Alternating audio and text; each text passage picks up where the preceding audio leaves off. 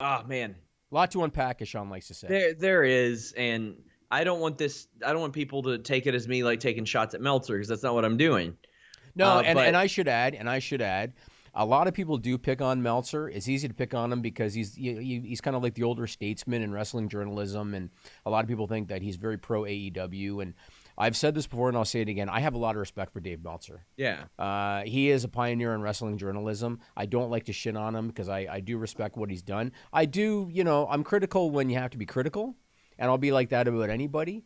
But I have a lot of respect for him, and people make mistakes, and so yeah. I don't.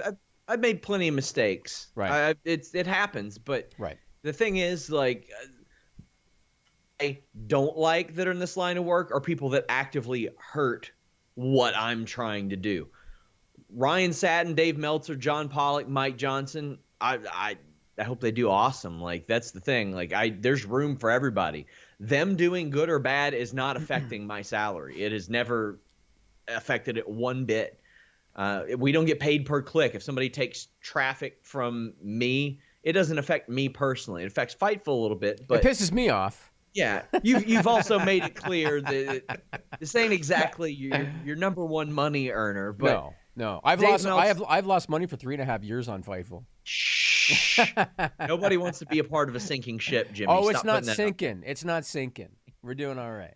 That's because my huge head is bringing it up to the surface, Jimmy. There you go. I'm reaching down with my tall ass legs and arms and just lifting it up to the surface. Anyway, Dave Meltzer had reported that there was a talent meeting, and there were several elements of that ended up being true. But it was said to have been a talent meeting where questions were fielded about the crown jewel situation, and a couple of the notes that were put out there that were true were that AJ Styles and Rusev spoke up. But a couple that weren't necessarily true was that Seth Rollins had given a rah-rah speech, and that Randy Orton had kind of made a joke during the meeting. Now, I also heard this story. Like, it got around, and one talent said, "Is this true?"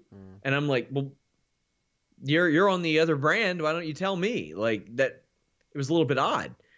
So I didn't report anything about that. I mentioned the meeting, and I knew there was a meeting, but none of the details. And Rollins wasn't happy with the reporting that came out.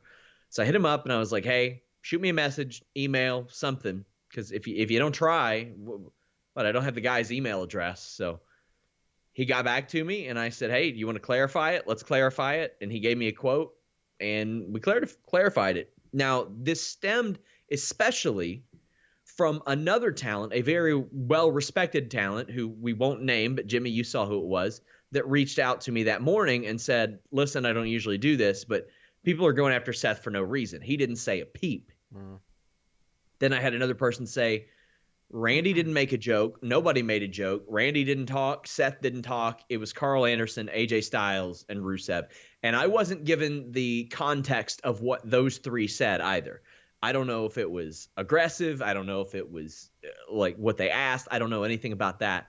But Did yeah, Rusev just stand up and say Lana is the best, Lana number one, and then he sat back down? Is I that don't basically what think happened? so. Because I got to don't tell you, think that so. would have popped me. That would have popped me if he had done that. I don't think so. I don't think so. But Well, yeah, that's what I've heard. you know what? Props to Meltzer for apologizing. And on Wrestling Observer, they credited Fightful for getting Seth Rollins' statement. So props to them on that.